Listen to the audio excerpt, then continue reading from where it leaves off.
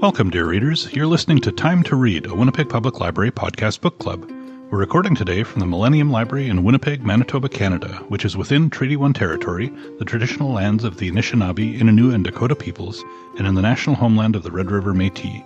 Our drinking water comes from Shoal Lake 41st Nation in Treaty 3 territory. In this episode, we will be discussing Walking the Bypass by Ken Wilson. I'm Dennis from the Idea Mill, and I do love a good long walk, as long as it's not like that one Stephen King story. Across the table for me is... Hi, I'm Trevor. I'm usually at the Louis Riel Library, and thanks to this book, the algorithm thinks I live in Regina. Across the table from me is... I'm Toby. I'm an outreach librarian based out of here at Millennium Library, and I thought the Perimeter Highway was a boring stretch of road. And across the table from me is our very special guest. Hi, I'm Ariel Gordon. I am the writer-in-residence at the library as we speak. A good book can carry me away from an average and ordinary day, yeah. So keep it down, leave me alone, close the doors and turn off the phone, 'cause all I ever really need is a little more time to read. And you, dear readers, we wouldn't do this without you. If you've got comments about what we've read or maybe some book suggestions, we'd love to hear it.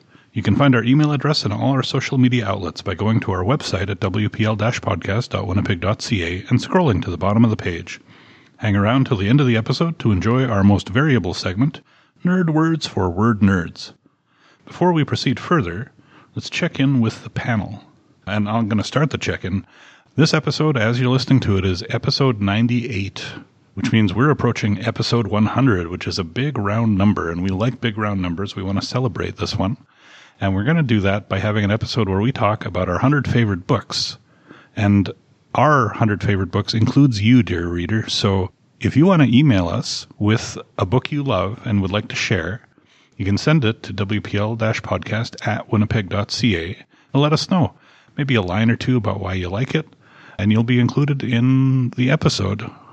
So we're looking forward to that and hope you can send us stuff. We know you guys have great taste, and we'd love to hear what you really love to read. Please send us your email before April 17th, because after that we got to actually start working on the episode. Thanks. Now we get to talk to our special guest, Ariel. So tell us about yourself. Hi, I am a Winnipeg-based writer. I'm the author of 7 books, the most recent of which is called Bloodlines, and that is a hybrid graphic novel co-written with GMB Kamichuk. It's an epistolary novel, it's speculative fiction, and it just came out this past fall with Great Plains Press. But I also write, and usually write, creative nonfiction. And that's sort of my bailiwick. I've got 2 collections of creative nonfiction that have come out to date, and I've been using my term as writer-in-residence to finish up the 3rd one. I also am the major domo of a National Poetry Month project, April being National Poetry Month, called The Rites of Spring. And that's where we publish poems by Manitobans in the Winnipeg Free Press. This is the 11th year that it's run. So at the end of the month, it'll appear in the paper, and it will have a launch at McNally's, but more on that later. Okay, so Toby is going to tell us about the author, after which Trevor is going to give us a summary of the book. Okay, so Ken Wilson, there's not a lot of biographical information out there about him. He's more of an academic than a famous author. We do, of course, get some information from this book. We learn that he grew up in southwestern Ontario. He was bullied as a child. He shot a bunch of frogs from a canoe and felt very guilty about it. He didn't have a great relationship with his dad. He liked Solomon hiking shoes. So that I gleaned from this book. And then from his more official academic and publishing biographies, I learned that he has a BA and MA in English from Carleton, an MFA in theater and PhD in media and artistic research from the University of Regina. His research interests include pilgrimage, walking as a mode of performance, place writing, eco-criticism, Canadian literature, and creative nonfiction. He has presented conference papers and published articles and book chapters on the 19th century Canadian writer James DeMille, Indigenous walking performances as a form of resurgence, the theatre of Canadian playwright Colleen Murphy, and the theory and practice of pilgrimage. His poetry and creative nonfiction has been published in The Goose and Queen's Quarterly. Walking the Bypass, his first book, was published in 2025, the manuscript of which won the City of Regina Writing Award in 2022. And his second book, Walking Well, Essays on Paths and Pilgrimages, is slated to be published this year. And he lives in Regina in Treaty 4 territory, where he is an assistant professor of English and creative writing at the University of Regina. All right. Well, in the early weeks of the COVID-19 lockdown, Ken Wilson has a plan. He intends to walk the entire length of the newly built Regina Bypass, a highway that directs traffic from the Trans-Canada on the east side of the city around to the southwest and up to where it joins Highway 11 on the way north to Saskatoon. He plans to walk all 44 kilometers of it, on the shoulder. You may be asking yourself at this point, why? Wilson doesn't have a specific answer to this reasonable question, but he is curious if this exercise, this improvised pilgrimage, will create or reveal a closer connection between him and the land that often gets overlooked as merely dead space meant to drive through, and not as true place with value and identity of its own. But before he does that, he warms up by taking mini walks, walking from the city center to the bypass in the cardinal directions, east, west, north, and south for our geographical friends, and a special trip out to the controversial global transportation hub, which was built with the promise of boosting Saskatchewan's economy and the real reason why this bypass was built in the first place. But before all that, the book opens with a prologue at the Regina Indian Industrial School Cemetery. Ever since Ken Wilson moved to Regina from Ontario, he visits the cemetery once a year and reflects on the lasting harm and intergenerational trauma caused by Canada's residential school system. So in many ways, the prologue sets the tone and the structure for the rest of the book that follows. We get his observations from the present day, both from the natural world and vignettes of mundane human activity, peppered with stories from the history of the area and tied together with the author's own thoughts and questions about his relationship with the land as a settler, how to understand the treaties today, and what true reconciliation could look like. He doesn't claim to have all, or really any of the answers, but the questions raised on his walk around the bypass are too important to dismiss. So I normally start by just asking, how did you find it? But as is our practice, when we have a special guest, we ask our special guest to pick the book. So Ariel, why did you pick this book? I picked this book because Ken is a writer friend and a colleague. I spent many years getting to know him while he was writing this book and while he was working on the one that's coming next. I really admire his work and his walking and writing practice. I admire his commitment to learning and thinking through how settlers use land, his work to sort of figure out how to put down roots where he lives now, and his respect for all the communities he's a part of, I guess. I first met him on a Zoom call when I was writer-in-residence at the Center for Creative Writing and Oral Culture at the University of Manitoba, and that was also a pandemic residency. And so I did a 6-week Zoom workshop, and I did one version of it for locals and emerging writers and one version of it for any writer across Canada that wanted to join. And so he joined. And so I only met him in the small windows of Zoom. And then I finally met him in person, and he was like 6'3". And somehow you always... Oh, I picture him as shorter. I know. You make people shorter when they're stuffed in the small windows of Zoom. But yeah, and he had me come and present about my books, Treed and Fungal, to his classrooms a couple of times in person. I can't think of a better colleague, actually, better writer. I call my friends in the writing community writer friends. Like it's, I don't know why I make it conditional, but that's how my brain tags them. The rest are just civilians, you know?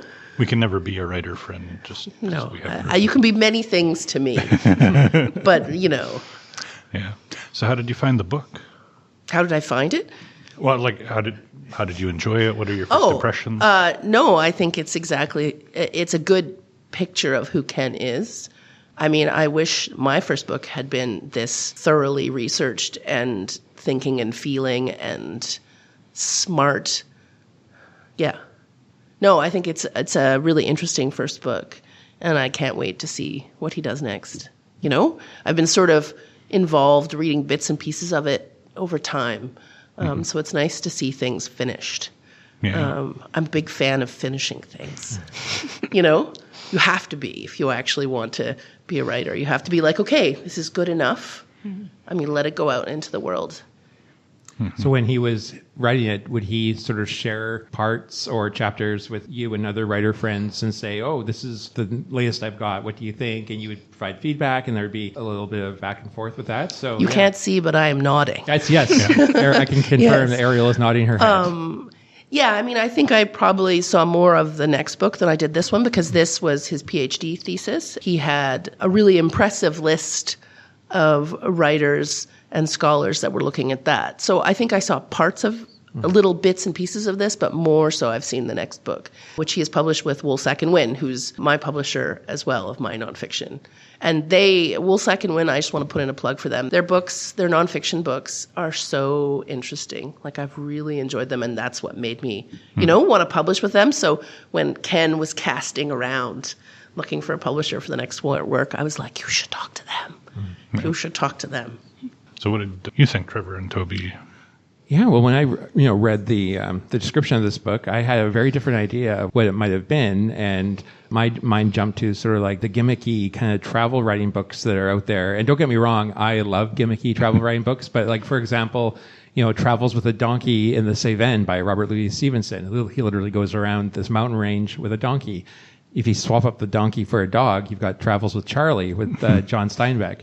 And if you want to swap out the dog for a fridge, you got Round Ireland with a Fridge by Tony Hawks, who is not the skateboarder, I realized, because that was Tony Hawk, no S.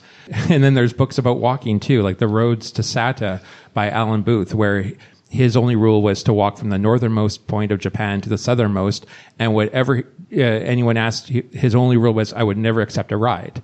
And if you didn't like that, you could. Will Ferguson had a book called Hokkaido Highway Blues, where he hitchhikes from the very south of Japan to the north, and he only takes rides. So really, I was thinking that this was going to be that kind of book, but it wasn't. Although Ken Wilson did have a very specific plan with rules, it became a very almost like a meditative, almost hypnotic experience reading it. His prose style kind of has a rhythm to it. There were quite a few times where, after he sort of described exactly where he was, and then he started sort of exploring his own thoughts, sometimes I would kind of zone out while I was still reading, which was kind of an interesting experience. But then I would zone back in, but keep reading. And it was kind of like I was in a Zen trance for some of it. So yeah, that's sort of my first impressions with it. So it wasn't what I had thought, but what it was something very different and very interesting to me. I liked it. It felt a bit like homework. It felt a bit like something I would have been assigned to read at university. It is an academic book. It was his PhD thesis, and I get that. And I found myself more interested in the parts where he was walking and the observations he was making and the challenges he was facing. And that is the minority. The majority is this more academic writing about land and settler colonialism and industrial agriculture. And it's interesting and it's important. But again, like you, I found myself kind of zoning out a bit. He tends to get kind of in the weeds, and that's what academic writing is, that close textual analysis. But I'm specifically thinking about this part where he's talking about early explorers in Saskatchewan and them describing the land as a desert, and he's really drilling down, what does that mean? Was it a drought year? Did they call every land without trees a desert? Let's look at historical meteorological data about that, and just that really nitpicky details that I'm not that invested in. That section I was totally laser focused on. Oh, interesting. But that was I love that, how it was the term desert back then meant something different than what we would call it now and stuff. Well, I mean, and even in Winnipeg, they described all of the land that wasn't trees as bald, featureless prairie, and couldn't, especially if you think a lot of these people came from England and from Ontario, they would have had no way of looking at grasslands. And, I don't know. I worked for 10 years at an academic press, U of M Press. We worked really hard to write stuff that was meant for community members as much as it was meant for academic.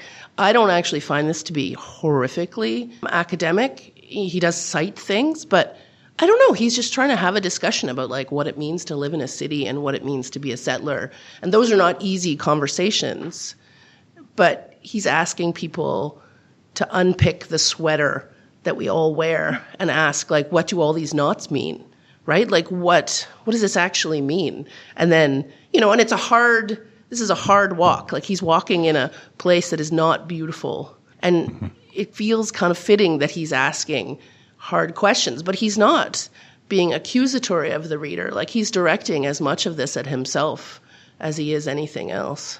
So I don't know. I think it's okay to have hard conversations sometimes. For sure. And it's okay to read stuff that's easier and stuff that's harder sometimes, right? It's like anything. You choose times where material that suits what you're capable of taking on at any particular moment, if that makes sense. Mm-hmm.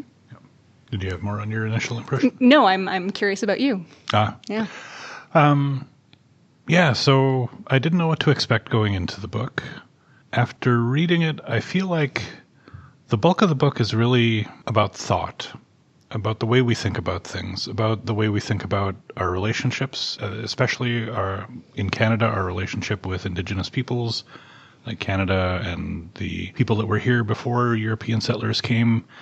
And then there's a lot of additional meat in terms of governance and, the way we do politics.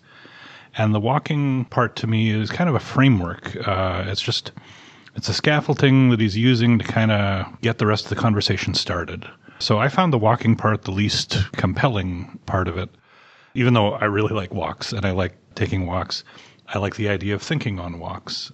But of course, he wasn't having all of these thoughts on the walk. So it's, he has the walk, he thinks some things. It's a rhetorical device, in a way. Rhetorical device. And in terms of normally we talk fiction, so we're talking plot and characters, but here it's all about ideas. I have similar opinions to Ken Wilson, I think, based on what he wrote, although not as much context. So this provided more context to thoughts I've had. I did find he brings in a lot of other people's thoughts, heavily cited. So there's, quotes from this author, this author, this author. So he's kind of having a conversation with other writers who have written about these issues and trying to bring these things forward. And it's a challenging conversation because anytime a settler starts weighing in on Indigenous issues, it's kind of a fraught territory. And so he's very careful about that. I'll be honest, I wasn't expecting to enjoy it a lot. There's part of me that doesn't because the whole conversation is a difficult conversation. And my place in it as a settler is always uncomfortable to me, which is why I like that he actually addressed how you have to kind of become a little comfortable with being uncomfortable in order to have these conversations. I think he did a good job of getting across the ideas and starting a conversation or contributing to a continuing conversation, I guess I should say. And I ended up liking it more than I thought I would. So, yeah, that's my initial impression. It's always kind of funny when you read a book where the place that the author ends up is kind of a place you already were, so you're not really moving your opinion a whole lot. I always get suspicious when I agree too much with a person. What I appreciated about this book, too, was the sense I got that he was genuinely, honest person. There wasn't a lot of sort of artifice with what he was doing, so much to the fact that on the first day when he could have camped out, he decided to call Uncle and get a ride back to the city and sleep in his own bed and then get dropped off again. I mean, if he was trying to, create this, image of somebody traveling, he would have maybe not included those little details. And I also liked how, even though it was a very specific framework, how he kind of anchored it with, he began with the residential school cemetery, and, which was a system designed to separate children from their families and from their connection with the land, and with this global transportation hub that also is kind of designed to prevent us from connecting with the land. So these two kind of things not so much bookend the story, but they're always present. His very first thing is the cemetery visit. And then throughout the entire book, whether he's thinking about the bypass or the global hub, or actually there, it's always looming there as a major theme. So I thought that part was kind of good, how he tied it together. And I also say he was very, very good at describing those details of early COVID.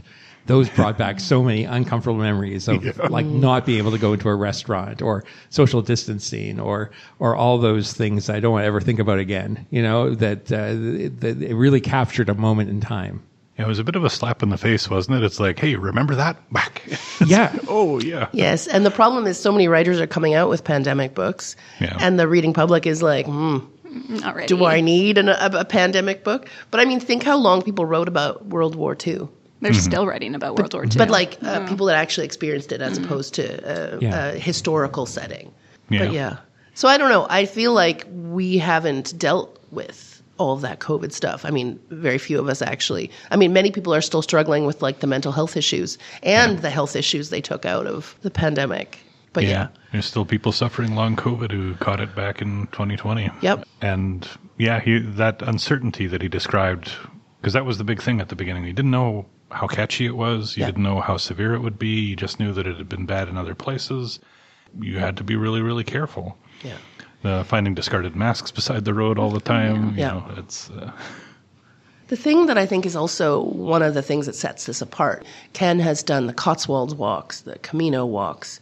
There's a lot of books. I mean, how many books do you think the library has about walking the Camino? Dozens? Yeah. Probably. Dozens, right? And so there's this walking as tourism or walking as pilgrimage tourism/tourism, right?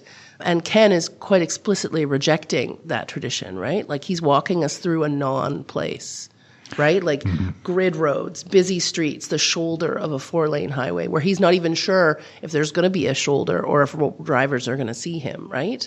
It's not just blisters he's worrying about. But I also return, like that idea of the non-place is really interesting because we tend to think of most of our cities as non-places, that they're not natural places. And part of my work has been to try and introduce people to all of like the flora and fauna and fungi that actually live with us in cities and to introduce people to it. So I admire that about this undertaking. But I also return to the other idea he raised or that he amplified, that all land is sacred. It's not just the places we designate as sacred. It's not just the churchyard or it's not just a particular park. Like theoretically, it's all the same. It's all the land. It's all sacred. So I appreciated that highlighting of how we characterize space. And I wanted to point out that we actually have our own version of the Global Transportation Hub here in Winnipeg. It's called the Centre Port Canada, and it is a, quote, trimodal dry port and foreign trade zone. And ours, it's located in northwest Winnipeg / into Rosser. It's 20,000 acres, so it's bigger than the GTH. So I don't know what that says. We win. We win. Everything's Sorry, always just kidding. better. You know, Manitoba and Saskatchewan are the same, but Winnipeg's better. Is how we've always characterized it. But yeah. Yeah, for listeners from outside of the prairies, there is a bit of a mostly good-natured competition between Saskatchewan and Manitoba as two primarily prairie, primarily agricultural provinces, which is exemplified in our CFL football matches between the Saskatchewan Roughriders and the Winnipeg Blue Bombers. Which, of course, he mentions. That was one of the ways that he learned when he first moved to Saskatchewan, that he learned the place, was he started to become a football fan, a CFL football fan. Yeah. I want to know, Trevor, if you went around the entire bypass on Google Maps, Google Street View. I was with Ken for most of the way, especially when he would mention particular things like, oh, there's a windmill over next to this thing. Went on and I found exactly that windmill. I have a bit of a problem with Google Street View, where so yes, I've seen it all. I was right there. So what made you stop following him then? Well, I mean, because my finger got tired of clicking forward. You know what I mean? Like This guy walked for 3 days and you couldn't click for like a couple of minutes? Oh, man. Yeah. But like that little town that used to be a town that's no longer a town where he was going to sleep the first night. I've been all over there. I saw it. Yeah. Did it enhance your reading experience? Yeah, because he was talking about that abandoned church. I saw it. It's abandoned. Yeah, it's very sad looking. Yeah, I remember reading most recently when he slept by the side of the sign. Wasn't that right? And there Or was that silo that he was next to. Oh, it was like a hay bale, or was it that he was on? Like Some sort of structure. yeah. I thought it was a silo and he was on one side of it and there was a lot of the stuff Chaff. left over from the chaff from the peas. Right, and right. stuff. Because he was kind of like in the leeward side to avoid the wind. Yeah. And then he's talking about like, oh, I don't know if there was like if everything here was sprayed with chemicals, and like Yeah. you get that like sinking feeling where you just don't know. Have I polluted myself? And that's a broader question for this book, right? Like all the choices.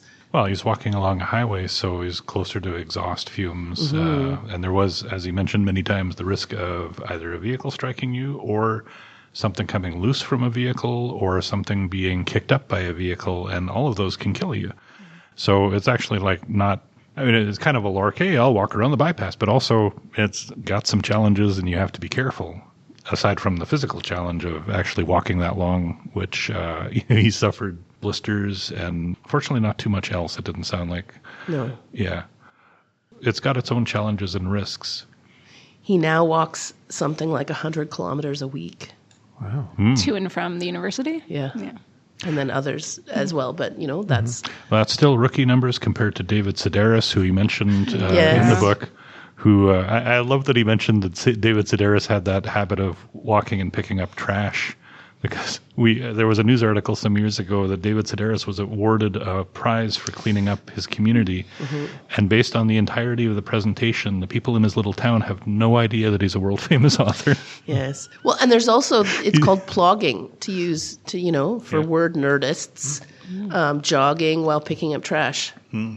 So there's people that actually, that's their practice.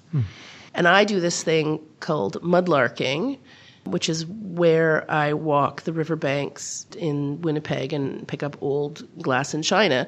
And people who know about it ask me why I don't pick up garbage. And partly that's because we're adjacent to encampments.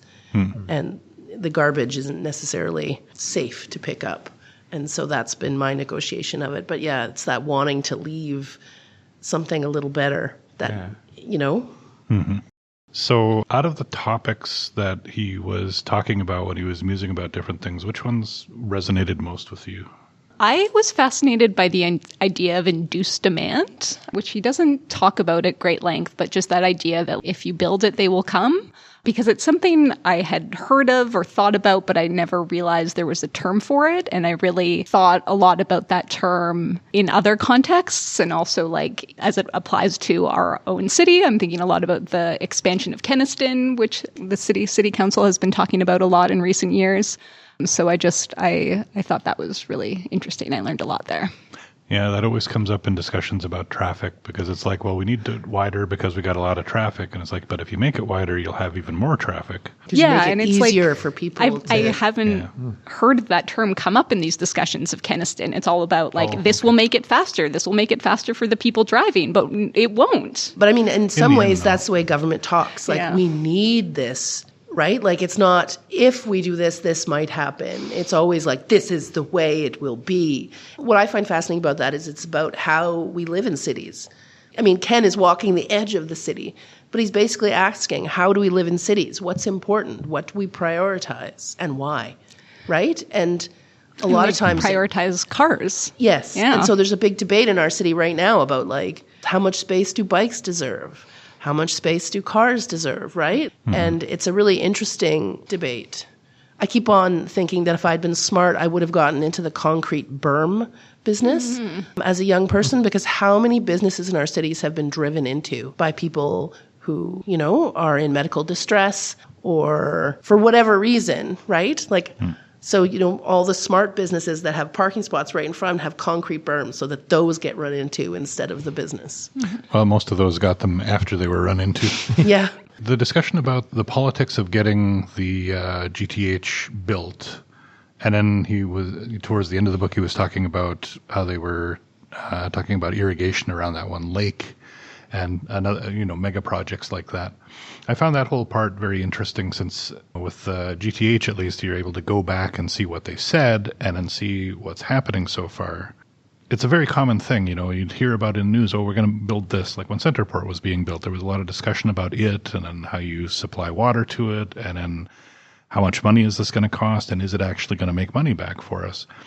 And it's much rarer to get the information afterwards, like, okay, well, now, is it panning out? Is it working?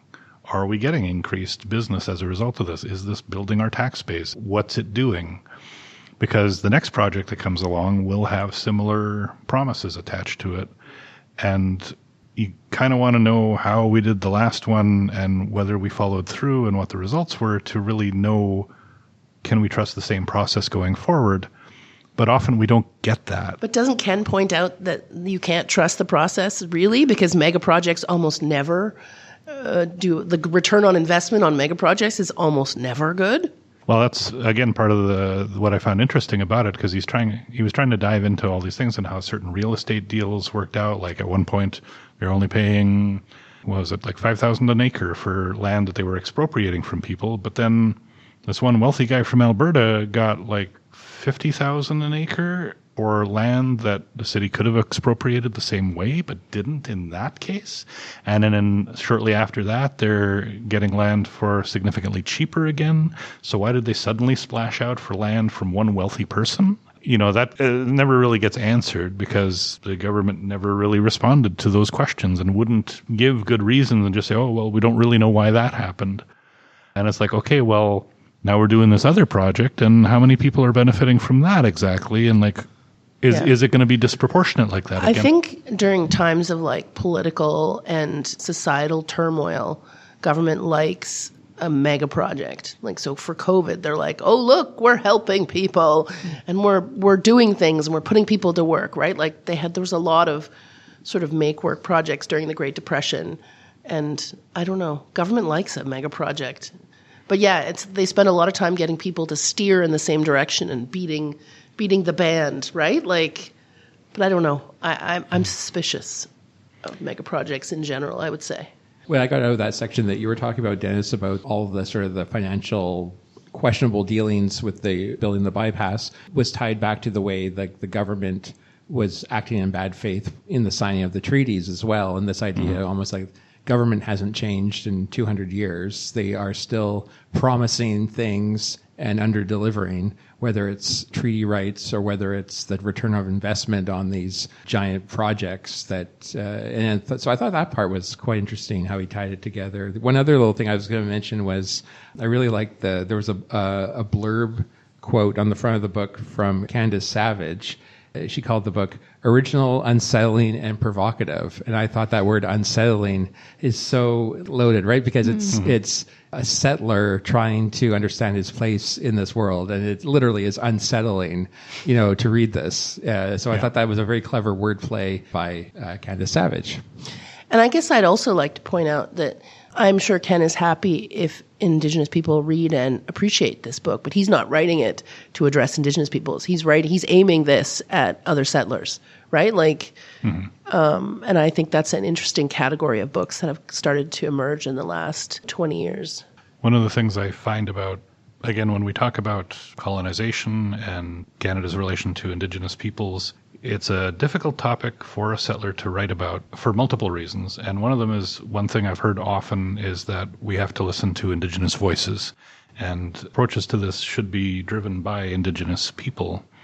But also at the same time, in order for anything to work, there have to be allies on the settler side to mark us as having sides on this. There's also been a lot of discussion about how, when you're talking about oppression, it's not the responsibility of the oppressed person to teach you about oppression all the time, because that's another burden that you place on them. At some point, for anything to move forward, settlers have to talk to each other, oppressors have to talk to each other, like to have that conversation too. It just has to be very carefully done. So I appreciated this as an attempt to be one white person from a European background talking to other white people from a European background to say, hey, like, I've been looking at this and this is what I've been finding and this is what I've been hearing from the people involved.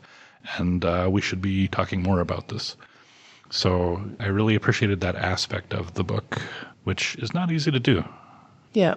And I feel like, if you look at who his co-supervisors were of his thesis, Sherry Farrell-Rosette and James Dashak, can't get any better than that in terms of people to help guide you through, We're not academics, so I think you need to talk about who those people are. Oh, Jim Dashak wrote Clearing the Prairies. He wrote about the starvation policies. Clearing the Plains, I think it was called. I don't have the name in my brain. And Sherry Farrell-Rissett is an Indigenous scholar, was at the U of M for many years, and now is in Alberta, I think. Oh, this is terrible. You may need to cut this part out because I don't have, I can't give you their actual précis of their... It's okay, we don't expect you to be a computer. I'm like, I could Google the give you the actual things, but let me just say that they are really excellent people. And then Dwayne Donald was his external, which means usually you have a committee at your university and then you bring in a scholar from somewhere else. And Dwayne Donald is at the University of Alberta, and he has really specialized. He's an Indigenous scholar taking people in walks in Alberta or in Edmonton, where he's from, in the river valleys, and that he's really made that his practice, and he takes people on walks. And I'm going to get to go on a walk with, I hope, with Dwayne Donald this summer at a conference I'm going to in Edmonton, so I'm really looking forward to that. Nice. Yeah. And I think, I don't know, what I love about walking books in particular is a lot of what we do as humans, like sitting in front of a computer, setting up electronics equipment for a podcast, a lot of that stuff's new human activities. But like walking is like an ancient human practice. And I don't know, I feel like having it as a container for a discussion about different things feels really natural. At the same time, I enjoy his discussions of like what's there and what's not and how we've changed the land in this book in particular. I think there's so many interesting things here. I don't think I fully processed everything that's here. There is a lot of thought in this book, and thought about thinking and acting. I'm looking at my timer and seeing that we're actually got to start moving on to our next section. I feel like there's a lot more that can still be said about this book. So maybe we'll go around and kind of any final thoughts that we have on the book that we wanted to share before we move on to our next segment. I'm not seeing any reaction from anybody. Final thoughts. Well, I'll just say if you like, this is a somewhat academic book, but I think it's approachable and readable. It covers a few different subjects, and there's some meat there to grab onto if you're interested in the topics. And I think the topics are very relevant to especially people in Canada who want to understand a bit where our relationship with Indigenous peoples is and maybe where it could go. So if any of that speaks to you at all, and if you like the idea of walking and thinking, that you might enjoy this book. Yeah, I was just going to say, I do like the idea of walking and thinking, and I want to, also thank Ariel for suggesting this book, because I don't think this would have been on my radar otherwise. And that's one of the fun things about this podcast is we get to read things that we may not normally read, and so I appreciate that. I want to return to Ken as the person in my final thoughts. So this book has been nominated for 2 Saskatchewan Book Awards, the City of Regina Book Award and the Nonfiction Award, and he will find out whether or not he won prizes for them on May 1st. So this is me officially crossing my fingers to the mic for Good luck, Ken. Yeah. Good luck. Yes. Yeah. And I want to say that this wasn't an easy process. He started this process as an older person, right? Both the walks and the PhD. And it makes me happy that he started and finished this, but it also proves that anyone can take on hard projects, right? And try and make something new and different. And I see a lot of that as writer in residence. I'm seeing people that are the best of people. They're making things just to make things, and they bring them to me, and they're like, okay, I spent, I've stolen all this time from my life to write these things, and like, tell me what you think, and can you help me make it better? And I don't know. I think that's why we all write. Books are just containers for ideas that we pass around. They're just excuses for human conversation. So I'm pleased to be in conversation about this book, and I'm pleased for Ken, and I'm looking forward to his next book, too. Yeah, I think you all summarized it well. I didn't include this in my bio, but Ken Wilson also has a really good blog where he reviews books, and he's quite prolific on it. So I've been following that, and I would recommend it for anyone who likes books. Oh, nice. We'll put a link to that in our show notes. Yes, I think it's called Writing and Walking, or Reading and Walking, but there's not a lot of walking. It's mostly reading. It's really, walking is something you have to do. It's hard to do both. You tend to get hit by cars. Yes. Yeah. Although I do know people that do it. I just don't understand. Oh, anytime you see someone walking with a book, it's baffling. Yeah. Yeah. I fall down enough as it is without reading while I'm doing it. Yeah, if I have to choose between reading and walking, I choose reading. Yeah. It's not an either-or proposition. Sit down there on You're the like, sidewalk. that's it. I'm going to read a book today. There's going to be no walking in any other part of my day. I guess that's right. Yeah. With that, let's move on to our next segment called Can You Tell Me a Book I Would Also Like? So, guest of honor gets the privilege of going first. I want to tell you about Matthew Anderson, who is originally from Saskatchewan and who now lives in Nova Scotia, in Ininew, which someone reminded me rhymes with bucket of fish. So if you're ever confused about how to pronounce Ininew, that's it. He wrote a book called The Good Walk, Creating New Paths on Traditional Prairie Trails, which also came out with University of Regina Press in 2024. And his most recent book is Someone Else's Saint, How a Scottish Pilgrimage Led to Nova Scotia. And that came out with Nimbus in 2025. And no spoilers, but Ken is a character in both books. So if you like Ken the Walker and Ken the Thinker, Ken appears in both of those other books. And I have to say that both Ken and Matthew are amazing humans. I should quickly mention you also get mentioned in this book. Yes. Briefly. Yes, So, briefly. Yeah. Yes. And I'm in the real writers, what they do is when they pick up a book by a friend, is they go to the acknowledgements first. Just to see where people situate themselves and who they thank. Yeah. Did they get thanked or did they not get thanked? Are So, your writer friends really your writer friends? Exactly. So, it's a thing. All right. So I'm very glad then, for Ken's sake, that you were mentioned. I don't know if I would have recommended this book if I had not been. To be completely frank, no, I would have. Sure. Well, when I was thinking about a book to recommend, I was thinking back to another writer in residence that was here at the library about 20 years ago, John Weir. At the time, I was working in outreach, and at the time, our outreach offices were kind of next door to the writer in residence. So when in between consults, he would come over and chat and shoot the breeze with the outreach staff. I got to know him a little bit and just found him a very affable, nice guy and interesting guy. And over that year, it was just a lovely kind of neighbor to have next door. And who was this? John Weir. Oh, there, good. Good. John Weir. Sorry. Yes. So anyway, one of the books that he wrote is called Marsh Walker. And it made me think of Walking the Bypass in a couple of ways. With Walking the Bypass, Ken Wilson had, a very intentional plan to walk around the bypass. And in this book, Marsh Walker, John Weir had a very intentional plan of recording a year's worth of visits to Oak Marsh.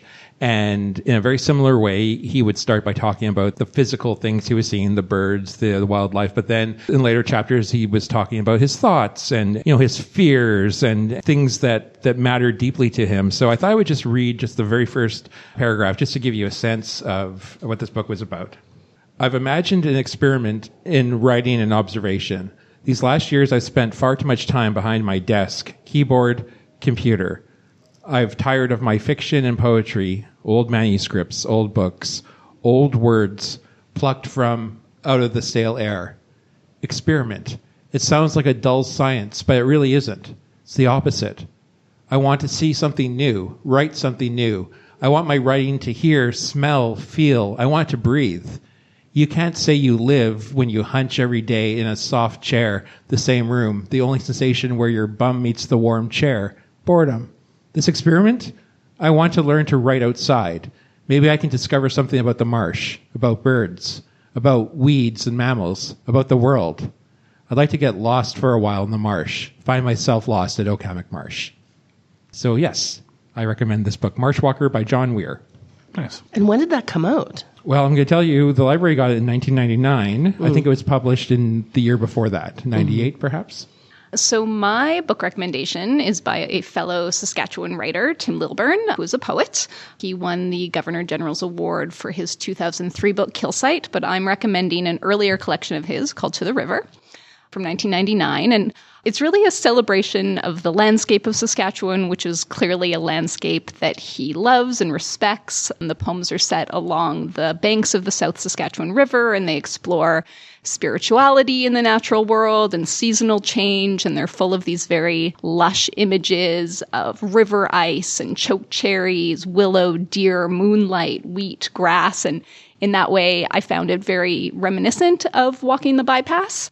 I first read this book in a Canadian prairie poetry class I took in school, which was way back in 2010-ish.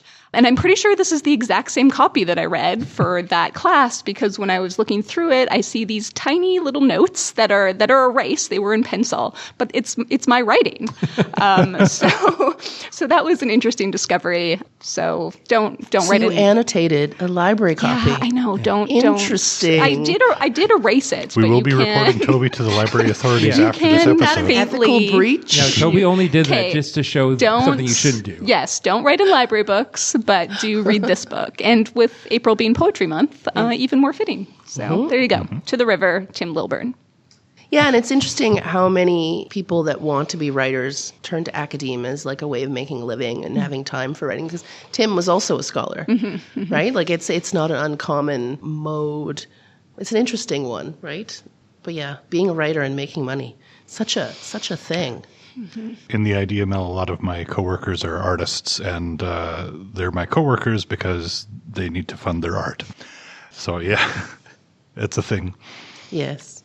So for my book recommendation, if you like reading about walking, I'm going to suggest A Walk in the Woods by Bill Bryson, because it's entertainingly written, and he walks the Appalachian Trail. And it was an entertaining book. But to me, the core of this book felt like it was the talking about ways of thinking. We didn't get to it in the discussion, but there's a lot of talk about the differences between the way that the people who made the treaties in Canada thought about the treaties and how they thought about their relationships to each other. And there's a lot of criticism of what I'll call Western modes of thought.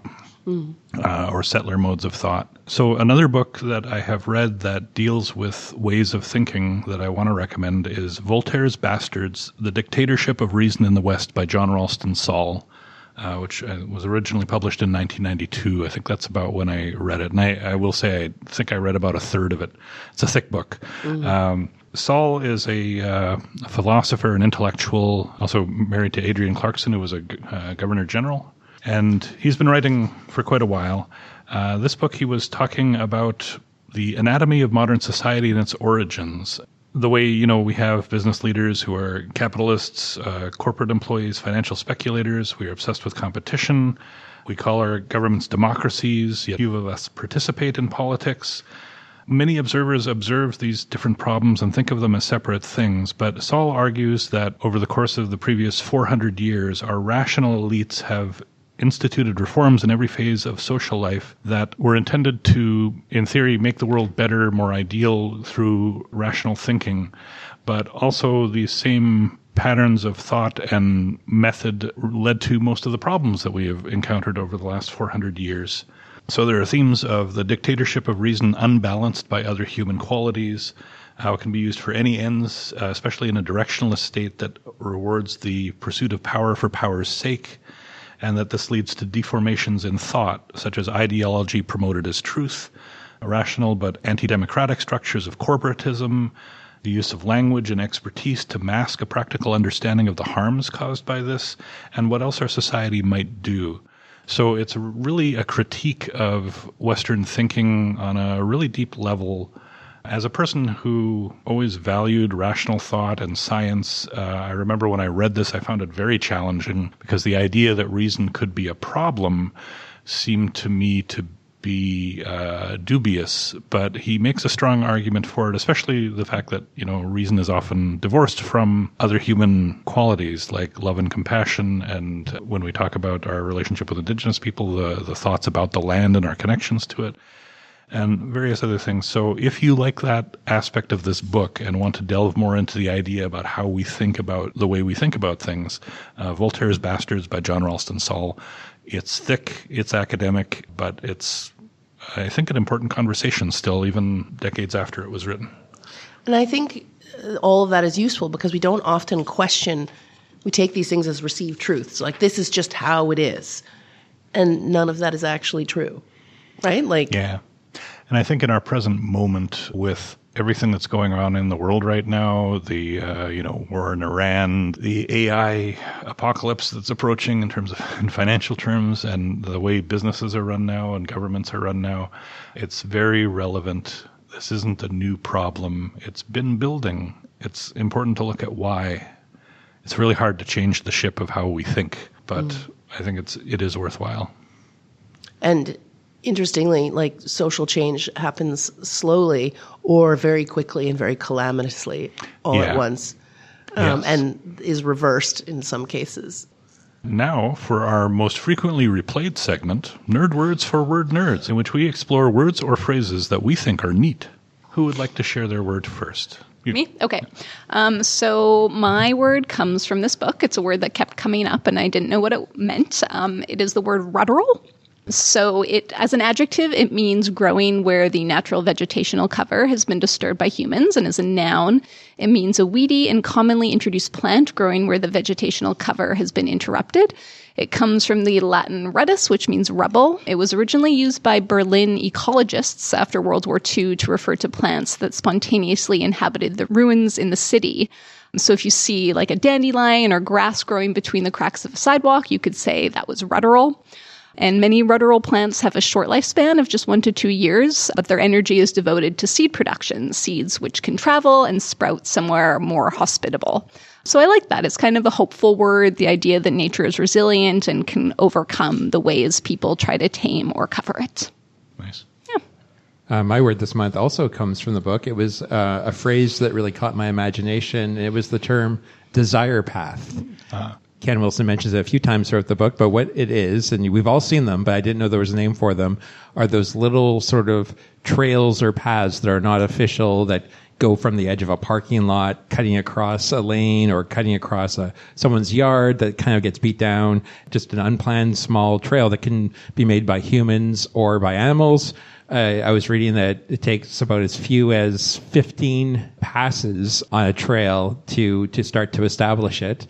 There's been a whole study on desire paths around the world and how different cities or societies have dealt with them. Some have tried to, resod frequently to cover them up. Other places have sort of leaned into it and said, well, we'll just pave those or put paving stones down and those will become paths now. People will walk on them. I read somewhere that I think it was in Finland, when they build a new public space or a park, they don't put any paths in and they wait for the first snow and they wait and see where people walk.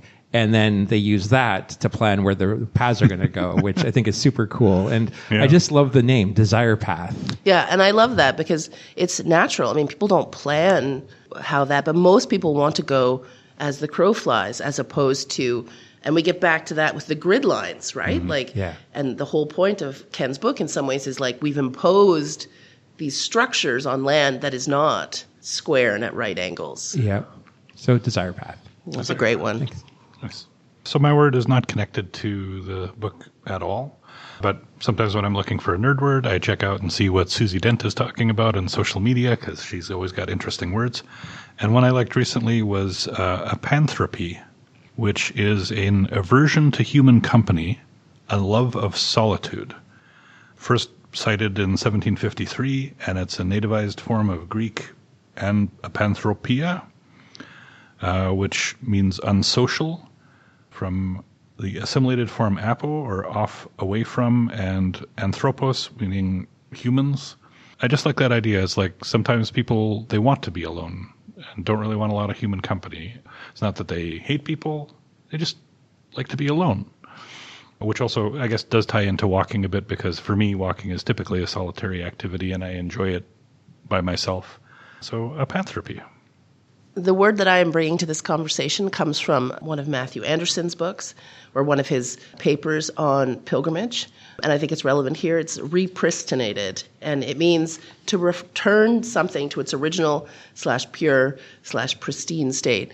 Although, what that means, searching for purity is kind of a I don't know how useful an activity that is in general. But in this case, when we're talking about the land and how we've changed the land and how we view pilgrimage and walking, I think it's a really interesting word. Because in some ways, a lot of the really ancient pilgrimage sites have changed because we don't, most people aren't walking towards relics anymore, right? They're not interested in walking towards a saint's kneecap or elbow or, the body of the saint. That was part of the point of the pilgrimages, was walking towards something and in a particular way. And we've changed how we view these pilgrimages because it's about ourselves and changing ourselves, and it's about process, and it's about all kinds of things. And so it's a really interesting way to think about authenticity maybe, or intent on while walking or while on long walks. I like short walks personally, so like a good hour, walk the Wolseley-Wellington Loop, that's perfect. Sign me up every day. And one of the joys of actually being at the Millennium, as I have been, is I've been walking back and forth from my home to the library. And so that's been a different walk for me, and I've really enjoyed it. Excellent. Awesome. So before we wrap up, I thought I'd give you one last chance if there was anything else you wanted to pitch or to mention. Yeah, I wanted to mention that I will be doing my farewell reading for my term as writer-in-residence here at the library on April 29th.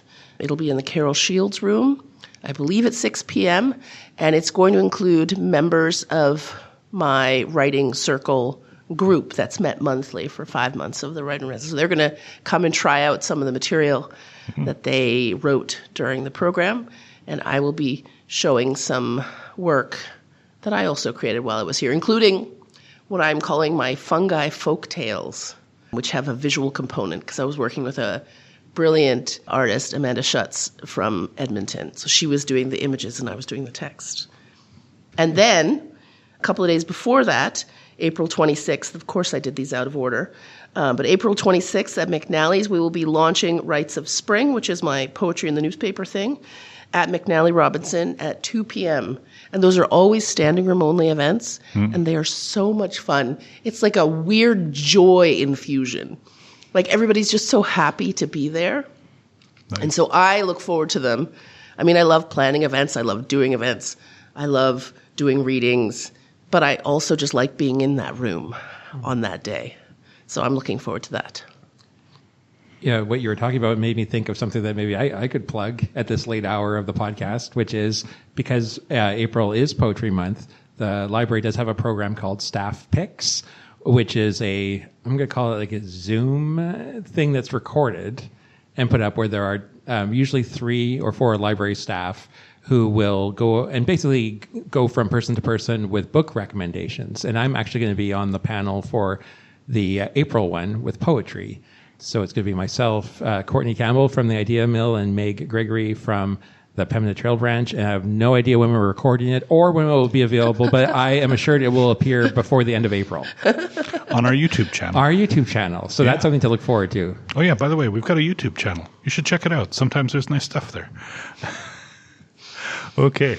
So that's all the time we have for this month. Thank you for joining us, dear readers, and a special thanks to Ariel Gordon, for our writer-in-residence, for joining us for this conversation and for suggesting the book.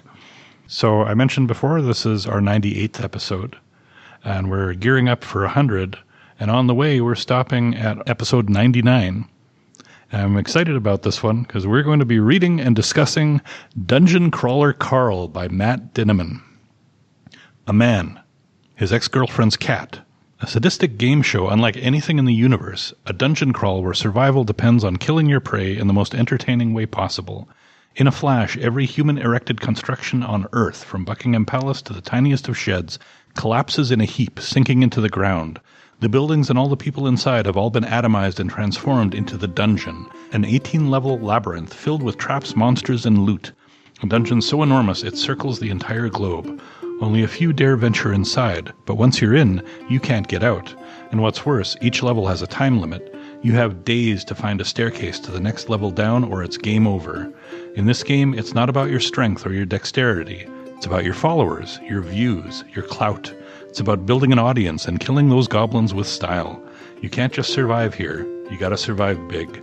You got to fight with vigor, with excitement. You got to make them stand up and cheer. And if you have that it factor, you may just find yourself with the following.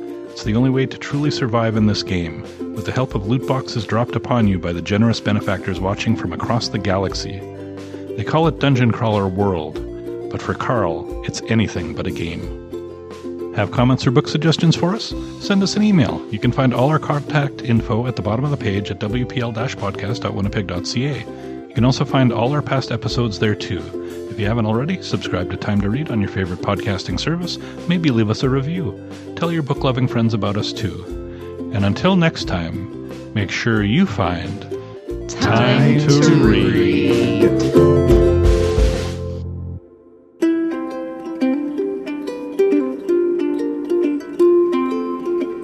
All I need is time to read. All I need is time to read. All I need is time to read. All I ever really need is a little more time to read.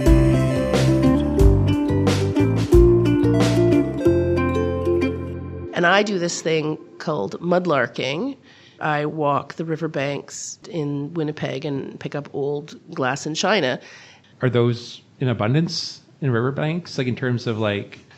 Yeah, I mean, it's settler garbage of a kind too, right? Because people used to throw their garbage into the river or bury it on riverbanks before there was garbage pickup. Oh, so this is like old china and old bottles and glass. Oh, okay. Yeah. What But do you it's- do with it? For me, most of the journey of it is going out and finding it. Like it's similar to going on a walk and picking up garbage, right? Like except I've got rubber boots on and I'm in the river. So do you dispose of it afterwards, or? No, they're considered like heritage objects, so you're allowed to collect. Anyways, this is not the point of the podcast. No. But I'm But very, now I'm we're very picturing interested. We're all piles interested of in this. glass in your Yes. And we don't house. want you to have to reveal your secrets, but is the china like visible to the eye? Like you have an experienced eye to Surface. finding it. Yeah, we So don't dig. Right, so you'll be walking along, and something will maybe the sunlight will bounce off of it or something. You're Yeah. like, I wonder what that is. And then you go over, and sure enough, Yes. it's a Yes. 100-year-old plate or gravy boat.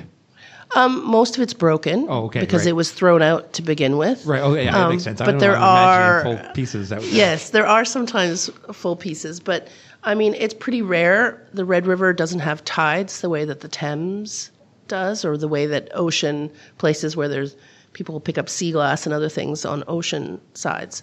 It's fascinating and strange, and our river is, the Red River is often polluted, and there's things floating in the river.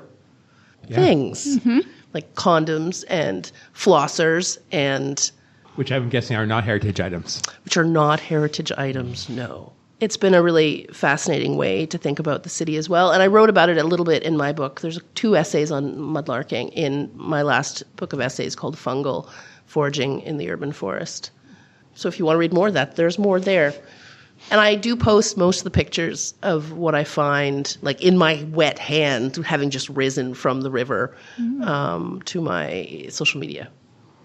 So in terms of getting back to the book, Yes, so, I would like to get back to the book. That was a good Interlude. diversion now. Yeah. Yes.